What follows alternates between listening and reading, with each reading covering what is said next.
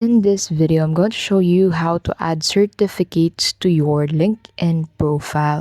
Hello everyone. To get you started, the first thing that you'll need to do is to open LinkedIn on your device. Now make sure that you're signed in to your account. Now once you open LinkedIn, you'll be redirected to the homepage of the platform. At the top right corner of your screen, you'll be able to find your icon. Now you'll need to click on this. Since this will open up the sidebar. Now click on the view profile button to get redirected to your profile. Now in here you'll find an add section button beside open to and the three dots button. So click on the add section button. In here you'll find the course section, recommended section, and additional section. And here just click on the recommended section. Now under this, click on add license or certification. Now you'll need to enter the name, issuing organization, issuing date, and expiration date. You also need to enter the credential ID and credential URL of your certification. You can add the skills related to the certification along with a media file. Once you have entered all the needed information, just click on the save button and this certification will be reflected to your LinkedIn profile. And there you have it, folks. Thank you so much for watching. I hope you found this tutorial helpful. If you did, please don't forget to give this video a like and subscribe to keep updated with our latest videos.